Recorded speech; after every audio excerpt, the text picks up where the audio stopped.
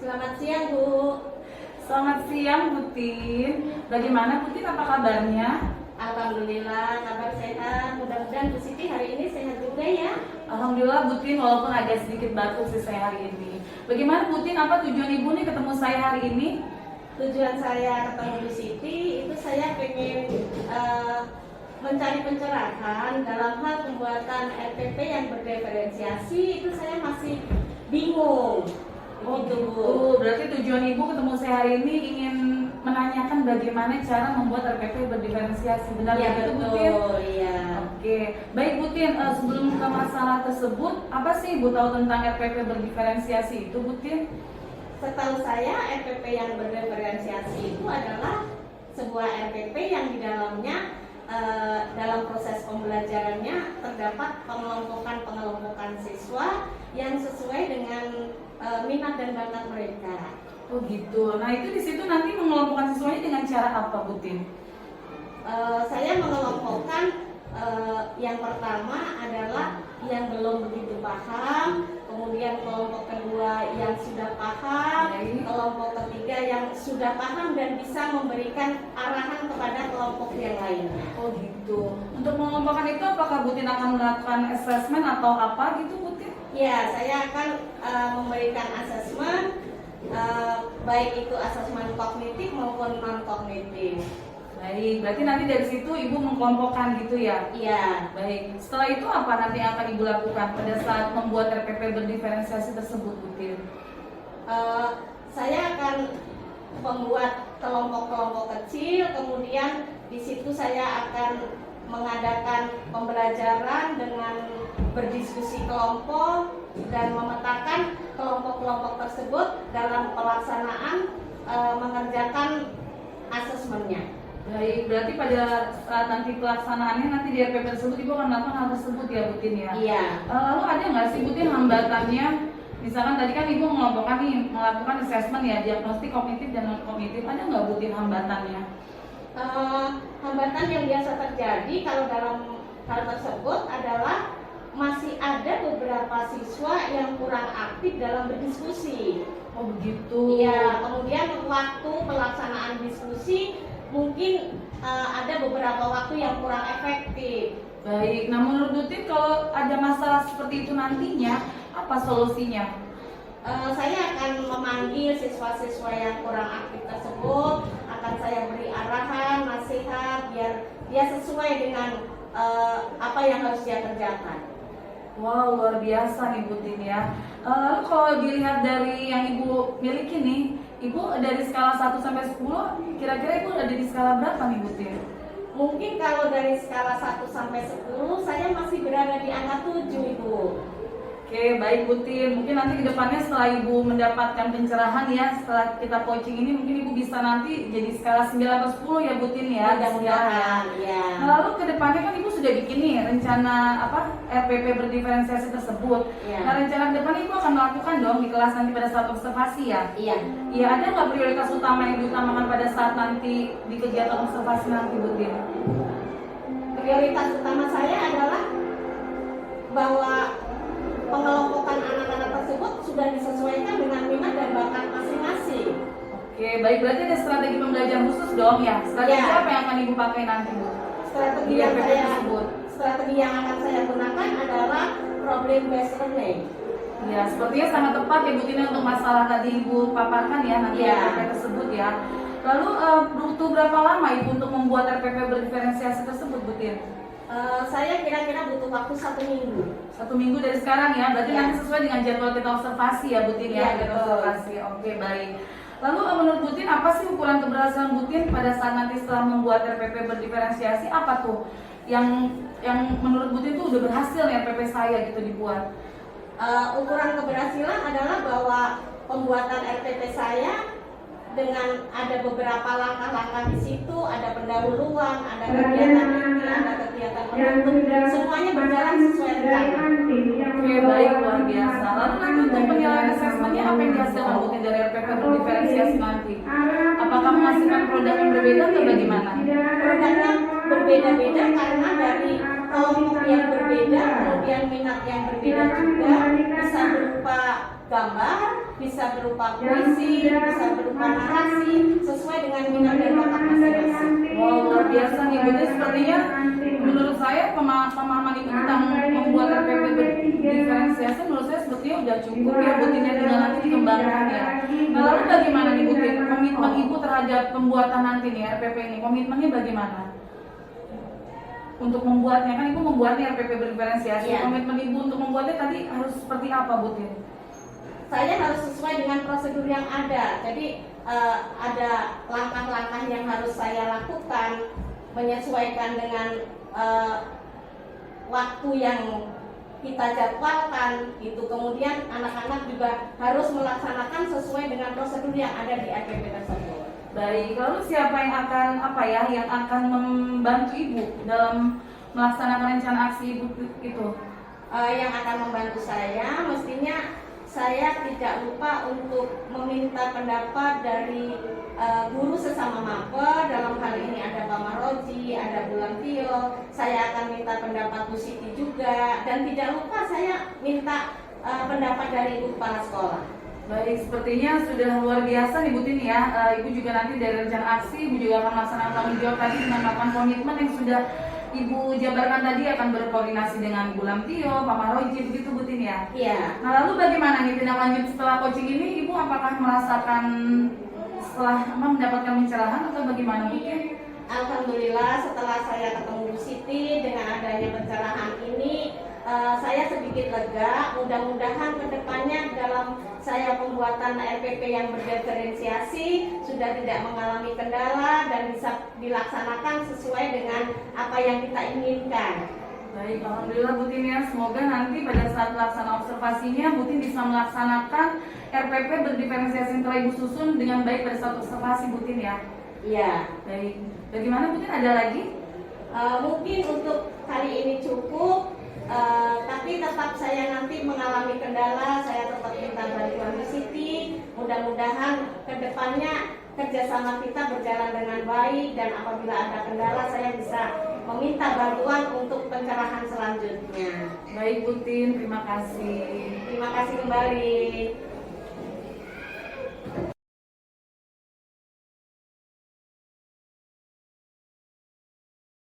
Warahmatullahi wabarakatuh. Waalaikumsalam warahmatullahi wabarakatuh. Gimana kabar hari ini anak-anak, sehat? Alhamdulillah. Mari kita mulai melanjutkan pembelajaran yang lanjutan dari minggu kemarin. Kemarin Ibu telah membahas tentang Pancasila sebagai dasar negara. Pancasila ini merupakan dasar negara, betul? Betul.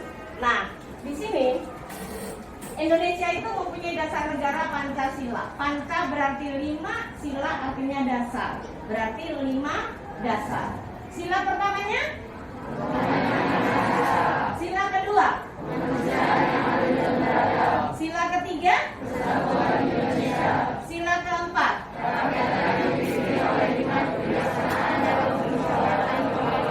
Sila kelima? Kita ambil sila keempatnya, yaitu kerakyatan yang dipimpin oleh hikmat kebijaksanaan dalam permusyawaratan perwakilan. Indonesia itu merupakan negara demokrasi, betul? Betul. Buktinya di mana kalau Indonesia merupakan negara demokrasi? Di Undang-Undang Dasar 1945. Pasal berapa? Pasal berapa? Pasal 1 ayat 2. Ada yang tahu bunyinya? Pasal 1 ayat 2. Oke, tepuk tangan dulu dong. Kedaulatan berada di tangan rakyat dan dilakukan sepenuhnya menurut Undang-Undang Dasar. Selain itu, negara demokrasi itu juga diwujudkan dalam pasal 28 sebelum diamandemen yang berbunyi kemerdekaan berserikat, berkumpul, mengeluarkan pikiran, baik lisan, tulisan, dan sebagainya ditetapkan dengan undang-undang. Setelah ini, Ibu akan bentuk kelompok. Satu kelompoknya terdiri dari 6 orang untuk membahas demokrasi. Paham? Oke, sekarang kita bentuk kelompok dulu. Yuk, bergerak sesuai dengan kelompoknya. Balikin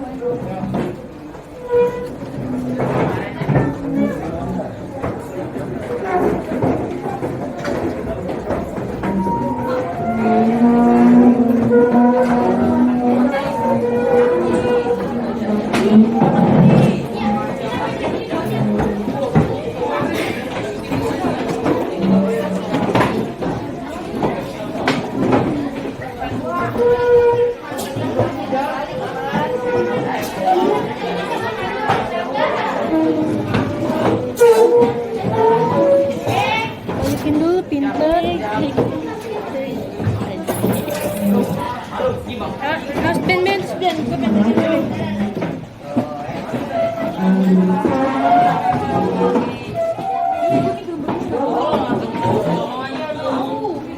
Sudah siap semua? Silakan sesuai dengan kelompoknya.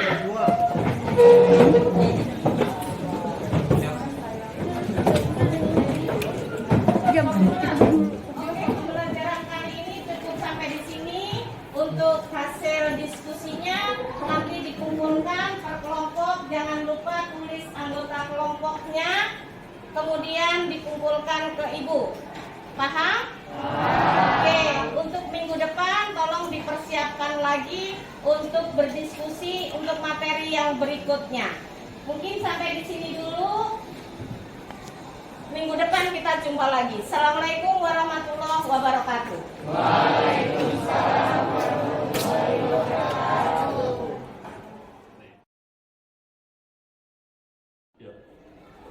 Assalamualaikum Bu Tin. Waalaikumsalam Bu Siti. Bu Tin, setelah saya tadi melihat kegiatan pembelajaran Ibu di kelas, saya sangat mengapresiasi Ibu, sangat luar biasa. Bagaimana perasaan Ibu sekarang, Bu? Alhamdulillah perasaan saya sedikit lega karena pelaksanaan pembelajaran tadi sudah sesuai dengan perencanaan di dalam NPP yang berdiferensiasi. Baik. Nah, menurut Ibu sudah persentase berapa nih Bu? Kalau dari skala 0 sampai 100%, Ibu sudah melaksanakan RPP tersebut sudah dalam skala berapa, Bu? Dari rank 1 sampai 100 mungkin saya sudah berada di angka 80. Wow, itu sudah luar biasa ya Bu untuk kayak kita nih pemula untuk menggunakan RPP berdiferensiasi di kegiatan pembelajaran. Betul. Nah, menurut Ibu yang 20%-nya lagi apa Bu? Itu kekurangan yang belum sempurna itu. Kekurangan yang belum sempurna di sini dalam pembelajaran tadi itu yang pertama, dalam pembentukan kelompok diskusi itu masih memakan waktu yang lebih dari yang saya targetkan. Itu yang pertama. Yang kedua, masih ada beberapa siswa yang mondar-mandir. Oh begitu. Iya. Berarti masalahnya itu pada saat pembentukan kelompok ya Bu Tin ya? Betul. Nah, menurut Ibu apa yang menyebabkan pembentukan kelompok itu jadi molor waktu yang tidak sesuai dengan RPP yang sudah Ibu buat? Baik, jadi dalam satu kelas itu saya bentuk menjadi 6 kelompok. Sementara satu kelompok itu terdiri dari 6 orang. Baik. Ternyata dari 3 kelompok pesertanya masih kurang satu. Setelah saya cari, ternyata 3 orang ini izin ke toilet tanpa pengetahuan saya. Oh itu penyebabnya. Lalu solusi apa yang diberikan kepada mereka? Yang pertama, setelah saya cari dan itu anak memang ternyata izin sama ketua kelas. Begitu selesai dia ke toilet langsung balik, masalah teratasi. Kemudian yang mondar-mandir, siswa yang mondar-mandir itu ternyata setelah saya cari penyebabnya, itu HP anak tersebut dipinjam sama kelompok lain. Oh begitu. Nah lalu solusi gimana tuh? Kan berarti handphonenya dipinjem ya. Nah Iya. solusi apa yang Ibu berikan kepada mereka? Setelah saya tanya siapa yang meminjam dan yang ngaku udah selesai dipinjamnya, sudah dibalikin, kemudian masalah selesai juga. Oh, Alhamdulillah berarti solusinya terselesaikan ya Bu ya. Iya, Alhamdulillah, betul. ya. Nah bagaimana dengan penilaian nanti di kelas Bu? Dengan Assessment-nya iya. dengan asesmen di sini mereka akan mengumpulkan hasil asesmennya itu dengan berbagai macam. Ada yang berupa puisi, ada yang berupa gambar, ada yang berupa narasi. Seperti itu sesuai dengan minat dan bakat kelompok masing-masing. Baik, nah itu sangat luar biasa ya Bu ya. Memang di pembelajaran berdiferensiasi itu seperti itu ya, menghasilkan produk yang berbeda. Nah tadi saya melihat ada siswa yang akan mengerjakan dalam bentuk gambar ya. Betul. Ada kendala nggak Bu di anak yang mengerjakan produk dalam bentuk gambar? Sebenarnya kalau kendala sih enggak ya, cuma memang butuh waktu lebih dibanding dengan yang mengumpulkan dalam bentuk puisi maupun narasi. Karena dalam bentuk gambar ini dia menginginkan gambarnya itu sempurna. Jadi setelah digambar dia mewarnai sesuai dengan keinginan mereka. Jadi untuk menggambar tersebut butuh waktu lebih. Oh baik Bu Tin. Nah berarti solusinya apa nih Bu berikan agar nanti tidak anak tersebut sesuai dengan RPP Ibu gitu loh, mengerjakan produknya waktunya. Kedepannya saya akan mengarahkan bagi yang akan mengumpulkan asesmen berupa gambar, itu tolong segala sesuatunya dipersiapkan dari rumah. Jadi pada saat mengerjakan asesmen itu semuanya sudah tersedia. Oh iya, solusi yang sangat tepat ya Bu Tin menurut saya ya. Itu Iya. luar biasa. Nah harapan Bu Tin ke depannya bagaimana untuk pembelajaran di kelas? Dan apa sih kesimpulan pertemuan kita hari ini Bu Tin?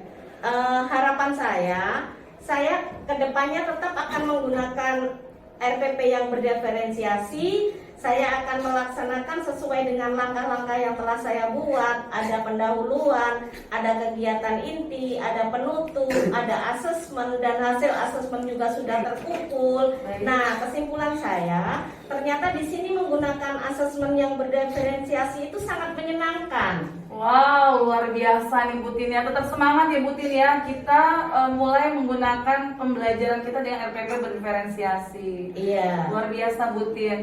Sepertinya sudah bisa diakhiri ya Bu Tin ya pertemuan kita hari ini ya. Bu Tin, apa yang Ibu rasakan nih? Sudah plong ya? Alhamdulillah sudah lega, tapi mungkin suatu saat nanti saya mengalami kendala, saya akan tetap minta pencerahan dari Bu Siti. Baik, semoga kedepannya kita juga bisa melaksanakan kegiatan pembelajaran dengan RPP berdiferensiasi dengan baik ya Bu Tin ya. Betul. Baik Bu Tin, nanti kita jumpa lagi mungkin setelah kegiatan ini berakhir, nanti kita bisa berkomunikasi kembali Bu Tin ya untuk melengkapi, menyempurnakan RPP berdiferensiasi kita ya Bu Tin ya. Siap. Baik Bu Tin, terima kasih. Wassalamualaikum Bu Tin. Waalaikumsalam warahmatullahi wabarakatuh.